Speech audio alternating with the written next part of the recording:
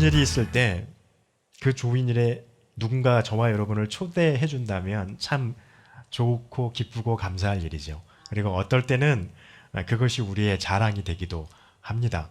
누군가 우리를 초대해줘서 그 초대하는 자리에 가는 게 참 얼마나 좋을 때도 있고, 또 어떨 때는 그것이 참 마음에 내키지 않을 때도 있고 할 때가 있는 것을 우리는 볼 수 있습니다. 그런데 오늘 말씀에서요, 하나님은 우리에게 말씀하세요. 6절에서 그렇게 말씀하고 있죠. 너희는 여호와를 만날 만할 때에 찾으라. 가까이 계실 때 그를 부르라. 이렇게 말씀을 하고 있습니다. 여러분, 이 말씀은 하나님께서 저와 여러분에게 하시는 말씀입니다. 이것은요, 다른 말로 말하면 이렇게 말할 수 있어요. 하나님은 저와 여러분을 향해서 예배로 초청하고 계십니다. 하나님이 계신 곳으로 오도록 우리를 부르시고 계시다고 하는 것이죠.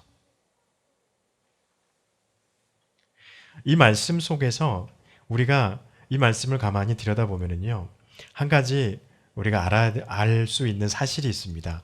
그것은 우리가 하나님을 찾고 싶을 때, 내가 하나님을 만나고 싶을 때 하나님을 만날 수 있을까라고 하는 물음입니다. 우리는, 저와 여러분은 지금 하나님 앞에 예배하고 있고 또 성령의 시대를 살아가면서 하나님을 우리가 기도하고 싶을 때 예수 그리스도의 이름으로 늘 기도하죠. 그리고 하나님 앞에 나와 하나님을 예배하고 싶을 때 우리는 예배할 수 있습니다. 그리고 또 하나님을 부르고 싶을 때 언제든지 부를 수 있고, 하나님을 찬양하고 싶을 때 언제든지 우리는 찬양을 합니다. 근데 여러분, 여기에 한 가지 우리가 알아야 될 게 뭐냐면요, 하나님께서 우리를 초청해 주지 않으시면 우리는 결코 그렇게 할 수 없다는 겁니다. 여러분, 6절 말씀에 그렇게 말하잖아요. 너희는 여호와를 만날 만한 때에 찾으라. 그리고 그를 가까이 계실 때에 부르짖으라. 이렇게 말하잖아요. 이 말 듣고 있으면 오해할 수 있는 것이, 우리가 언제든지 하나님을 부르고 싶을 때 하나님은 우리 옆에 계신다라고 착각할 수 있어요. 그런데 이 말씀의 한 면은요, 하나님이 옆에 계실 때만 우리는 하나님을 부를 수 있고 찾을 수 있다라고 하는 부분이 있습니다. 그래서 지금 저와 여러분이 예배하는 것은요, 하나님이 우리를 부르시고 계시고 초청하고 계시기 때문에 이곳에 우리가 나올 수 있다라고 하는 것을 우리는 한편으로는 기억해야만 할 부분이기도 합니다. 그럼 이 말을 뒤집어보면 뭐가 될까요? 예배에 항상 참여할 수 있는 기회가 있는 것도 아니다라고 하는 것입니다. 어떨 때만 가능한가요? 하나님이 나를 불러주실 때, 그리고 하나님의 그 부르심에 내가 응답할 때, 그때만 우리가 하나님의 예배 가운데 참석할 수 있게 된다는 것입니다. 그래서 우리는 만날 만할 때, 그리고 가까이 계실 때라고 하는 이 말을 우리가 잘 생각해 보아야 합니다. 우리가 창세기 3장을 읽다 보면은요, 아담과 하와가 하나님의 에덴 동산에서 하나님의 창조를 받고 에덴에서 그 좋은 완벽한 동산에서 하나님과 함께 거닐죠. 그런데 아담과 하와가 하나님께서 말씀하신 선악을 알게 하는 나무의 열매를 따먹고 난 다음에요, 그 다음에 내용을 쭉 읽어보면 어떤 내용이냐면, 하나님께서 바람 소리와 함께 아담과 하와가 있는 그 에덴 동산에 들어오셨다라고, 그 바람 소리와 함께 임재하셨다라고 기록하는 장면이 나와요. 이 장면을 가만 보고 있으면 마치 하나님이 사람처럼 그렇게 하시는 것처럼 보여져요.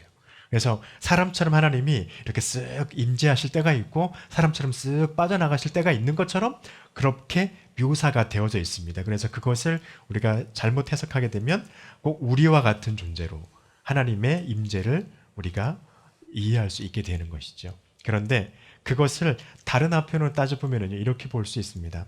생각하면 이렇게 생각이 되어져요. 하나님은 늘 아담과 하와 곁에 계십니다. 그런데 아담과 하와에게 하나님이 그들과 함께 이야기하며 교제하고 싶으실 때 어떤 특별한 징표를 통해서 그들에게 내가 너희에게 간다 라고 하는 표시를 주시는 것이죠. 그것이 창세기 3장에 보니까 바람과 같은 소리가 함께 하나님이 그들에게 나아가셨다라고 3장에서 기록하고 있는 걸 볼 수 있습니다.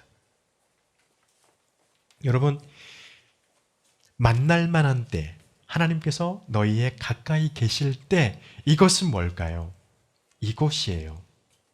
하나님이 저와 여러분에게 교제하기를 원하시고 계실 때 하나님께서 저와 여러분에게 표시를 내십니다.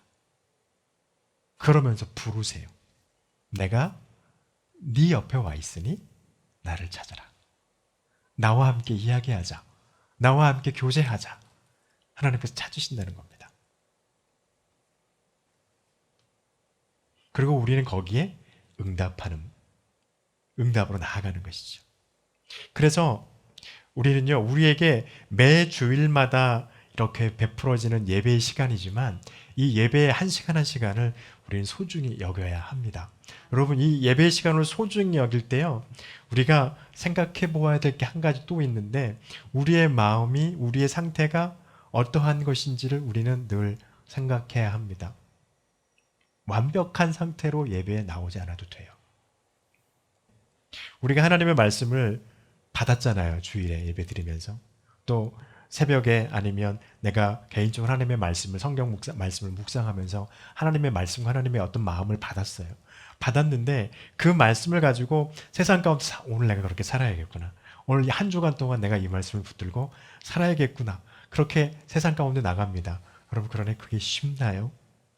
그 말씀을 붙드는 순간 얼마나 많은 공격과 얼마나 많은 방해 세력이 우리를 뒤흔드는지요. 나의 생각을 혼란스럽게 하고 나의 상황을 여러 가지로 복잡하게 꼬이게 하게 합니다. 그러면서 내 마음이 상하게 하고 하나님을 향한 너는 하나님 앞에서 그거 하나조차도 지키지 못해? 라고 하면서 내 마음에 자책감을 막 들게 해요. 그리고 어느 순간 대부분이 토요일이 됐고 내일이 주일이에요. 눈 또 보니 아침이 주일이고 예배에 가야 돼요. 여러분, 그럴 때 여러분의 마음은 어떠십니까? 내가 이 마음으로 하나님을 예배할 수 있을까? 괜찮아요. 나오세요. 하나님은 그럴 줄 알아요. 우리가. 충분히 하나님은 우리가 그럴 줄 알고 계세요. 가끔 목사님들과 이야기하면 그런 말을 합니다. 우리가 율법주의자가 되는 것 같아. 이런 말을 해요. 목사님들이. 왜냐하면 늘 말씀만 갖고 사니까. 늘 말씀만 보고 있으니까요. 새벽 기도를 해야 되니까 말씀을 봐야 되고, 또 일정 시간이 되면 금요 차례 해야 되니까 말씀 전하니까 또 말씀을 보고, 주일에 말씀을 또 선포해야 되니까 말씀을 또 보고, 계속 말씀을 봅니다. 아니면 신학소설 이렇게 보면서 신학소설도 말씀 보는 거거든요. 결국에는. 그렇다 보니까 말씀에는 너무 막 했어요. 근데 내 삶은 너무 괴리감이 든단 말이에요. 그래서 괴로워합니다. 목사들도, 목회자들도. 왜 이러지? 그런데 성경을 읽고 있다 보면 그래요. 목사님들하고 이야기하고 있다 보면 그런 생각이 듭니다. 성경을 하나님께서 왜 우리에게 주셨을까? 너희 못할 줄 알아. 이 마음 주시는 거예요. 그래서 내가 성경을 써준 거야. 너희 못할 줄 알아. 그래서 성경을 기록해서 너희한테 예수가 필요하다고 내가 알려주는 거야. 너희가 못하니까 예수가 너희한테 필요한 거야. 그래서 예배 드려야 되는 거야. 그래서 그런 말을 해요. 네가 못하는 놈이란 걸 깨달으라고 하나님이 성경을 주셨습니다. 웃으면서 말을 하지만 한편으로는 참 우리의 모습이 얼마나 죄악되어 있나 그런 생각을 하게 됩니다. 여러분, 그래서요, 예배를 우리가 소중히 여기고 소중하게 생각하고 예배 초청 가운데 우리가 나가야 되지만 우리의 모습과 우리의 모양이 하나님 앞에서 충분히 다윗이 말한 것처럼 정결하지 못해도 괜찮아요. 도저히 오늘 우리의 마음이 하나님 앞에 예배할 수 없는 마음으로 도저히 나올 수 없을 것 같아가지고 오늘 예배 못 나왔어도 괜찮아요. 그거 죄 아니에요. 마음이 안정이 되고 마음이 다스려지고 난 다음에 하나님 앞에 나오면 돼요. 그리고 우리는 뭐 하면 될까요? 이 다음에 말씀 나눈 거 있지만 그 다음에 하시는 거 하면 돼요. 하나님 우리에게 또 말씀하시거든요. 이 말씀에서. 그래서 하나님은 우리를 예배로 초청하고 계십니다. 여전히. 아직도 내 옆에 계신다는 거죠. 그 다음에 여기에 초청에 대한 우리의 반응이에요. 우리의 반응에 따라서 우리는 하나님 앞에서 나뉘어집니다. 어떤 사람으로 나눠질까요? 하나님의 초청에 반응을 하는 사람. 그래서 하나님이 초청하는 그 예배 가운데 나오는 사람. 하나님은 이런 사람들을 선한 자라고 말하죠. 그래서 하나님 앞에 응답하고 예배 가운데 나옵니다. 그러니까 대답과 함께 행동을 한 것이죠. 그래서 하나님을 예배하는 자의 자리에 내가 서 있는 것. 이 선한 사람이죠. 성경에 말합니다. 악하고 불의한 사람. 여기 말씀에서도 그러죠. 7절에서. 악하고 불의한 자가 나오죠. 이 사람은 누구일까요? 하나님의 초청이 있었지만 그 초청을 무시하거나 내지는 그 초청에 귀 기울이지 않는 사람이겠죠.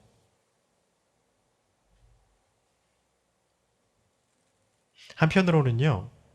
악하고 불의한 자는 어떤 사람들 중에 많을까 생각을 해봅니다. 물론 당연히 예수 그리스도를 믿지 않고 하나님을 믿지 않고 하나님을 예배하는 것조차가 아예 필요 없다라고 신은 존재하지 않는다라고 생각하는 그 사람들은 물론 악한 사람들, 하나님 보시기에 악하고 불의한 자들이죠. 그런데 우리 안에도 그런 우리의 모습이 있다라고 하는 것입니다.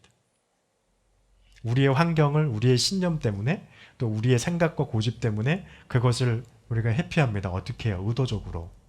무의식적으로 회피하고 환경에 치여서 바빠서 그냥 하다 보니까 주일이 넘어가는 것이 아니라 의도적으로 알면서도 그것을 회피하고 하나님의 초청에 우리가 응답하지 않을 때도 있다는 것이죠. 이것이 악한 자의 모습이고 우리의 모습 속에 믿음을 갖고 있지만 우리들의 안에 있는 하나의 죄성의 모습이기도 합니다. 그래서 이런 상황이 발생이 되면요, 우리는 갈등이 생깁니다. 아까도 말씀드렸잖아요. 예수 그리스도를 믿지 않는 사람들, 하나님이 누군지 모르는 사람들, 하나님을 예배할 것을 전혀 필요를 느끼지 못하는 사람들은요, 하나님의 말씀이 복음이 선포돼도 그들의 마음속에 갈등 자체가 없어요. 왜? 하나님이 없으니까. 예수 그리스도의 필요성을 그들은 느끼지 못하고 있으니까요. 그런데 갈등은 누구에게 있습니까? 하나님을 알고 있고 예배하는 자리에 서야 된다는 것을 알고 있는 저와 여러분들의 마음속에 갈등이 많이 일어나요. 실제로.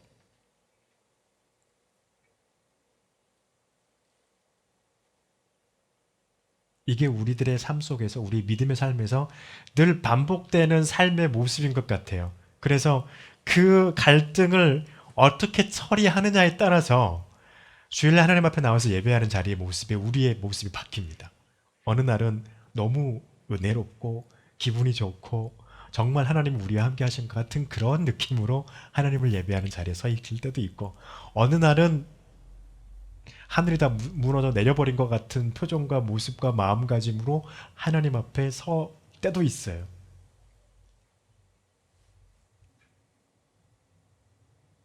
근데 여러분, 여기에서 우리가 알아야 될 것은 이 두 부류의 예배, 어느 예배가 더 하나님이 받으시기에 좋은 예배일까? 우리는 판단해 볼 수 있잖아요.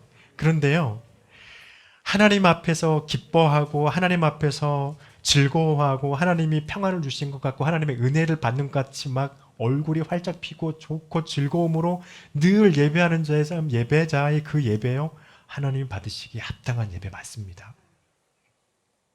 그리고 그 사람의 마음이, 그 사람의 형편이, 그 사람의 오늘의 그 기분 상태가 도저히 나는 아닐 것 같다, 나 혼자일 것 같다, 야, 이거는 잘 모르겠다, 이런 마음이 들고 어둡고 밝지 않고 평안이 아니라 오히려 불편함이 있고 하나님 앞에 나오는 게 거북스러운 마음이 있음에도 불구하고 예배하는 자리에 나와서 예배하는 그 분의 예배도 하나님 받으시기에 합당한 예배예요.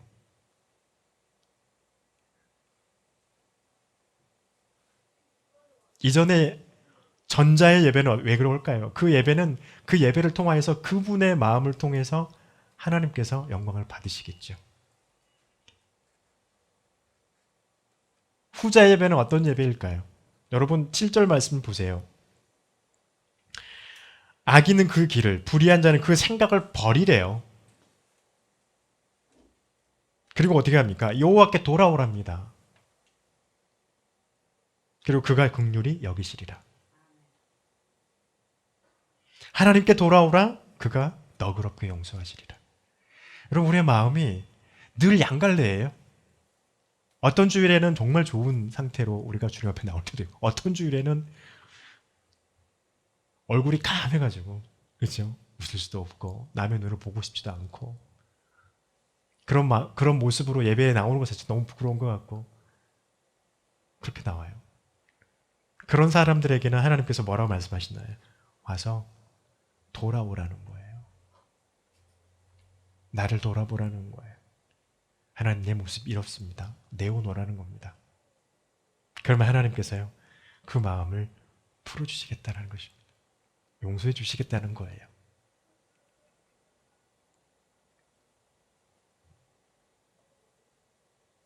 여러분 그래서 하나님의 초청에 대해서 하나님에게 기준을 맞추시기 바랍니다. 우리의 마음, 나의 감정, 나의 기준 하나님 앞에서 중요한 것일 수 있어요. 맞아요. 중요한 것이에요. 그럼에도 불구하고 하나님께 기준을 맞추고 또 그럼에도 불구하고 나의 마음이 하나님 앞에 나와서 예배하는 곳에 있어야 되는 마음이 강하다면 나오셔야 됩니다. 그런데 오늘은 내 마음이 너무 불편하고 너무 어렵고 너무 힘들다. 한 주 쉬셔도 돼요. 죄 아니에요. 하나님이 그 마음 아실 거니까. 그리고 이 말씀을 통해서 또한 하나님께서 우리에게 말씀하시는 게 있어요. 중요한 것은요. 하나님의 초청에 응하고 내 상황과 형편이 어떠하든 혹 예배에 참여할 수 있든 참여하지 못하는 자리에 있든 그때 우리의 마음이 하나님의 초청과 하나님의 말씀만에 기준 잡아져 있다면 하나님께서 우리에게 말씀하시는 것은요. 내가 내 말씀에 너희에게 주겠다는 것을 반드시 이루겠다 말씀하십니다. 하나님 말씀하시죠. 나의 생각과 나의 길은 너희의 생각과 너희가 생각하는 그 길과 다르다라고 말씀을 하세요. 우리가 하나님의 뜻을 알고 하나님의 것을 가지고 세상 가운데서 우리의 삶을 살아낼 때 결국 그 삶을 살아내는 건 내 자신이잖아요. 내 자신이 하나님의 말씀을 가지고 세상에서 부둥키면서 사는 거 아니에요. 그 삶을 살아낼 때 우리는 늘 부딪혀요. 딜레마죠. 하나님은 우리한테 이렇게 나한테 이렇게 말씀하신 것 같은데 내 삶의 현실은 그래 보이지 않는다. 라고 하는 게 우리 안에서 늘 부딪히는 거예요. 여러분 그때요. 기억하세요. 하나님 말씀하십니다. 저도 늘 이 말씀 때문에 끙끙거리면서 기도하면서 하나님 앞에 위로받고 또 하나님 앞에 또 어리광도 부리고 기도하면서 또 다시 하나님한테 위로받고 그래요. 뭐냐면요. 네가 생각하는 것보다 나는 위에서 바라보고 있어. 이렇게 말씀하고 계시는 거예요. 9절 10절에서 그러시죠. 하늘이 땅보다 높은 같이 너희의 생각이 땅이라면 나는 하늘에서 너를 보고 있다. 이렇게 말씀하세요. 그리고 10절에서 말씀하시죠. 비와 눈이 하늘에서 떨어져서 다시 하늘로 돌아가지 않는다는 거예요. 비와 눈이 내리면 땅에 떨어져서 땅을 적시고 그 땅에 떨어져 있는 씨앗이 움트도록 그들에게 조건을 허락해 준다는 거예요. 그리고 그것이 우미 트고 싹이 나서 결실 나게 하고 결실이 맺어지면 그 종자를 파종한 자에게는 먹을 것 종자를 주고 음식이 필요한 자에게는 그것으로 음식이 채워지도록 하나님께서 해주시겠다 하시면서 11절에 뭐라고 하십니까? 나의 말이 그러하다. 비와 눈과 같다. 그래서 하나님이 우리에게 허락하시는 것이 무엇입니까? 우리가 그렇게 하나님의 말씀을 가지고 세상에서 부딪히면서 살아갈 때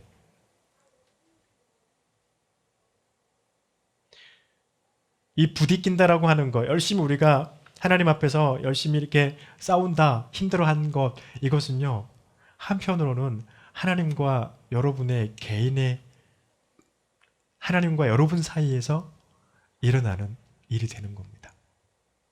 그래서 힘들어요. 하나님의 말씀을 가지고 살아가는 게.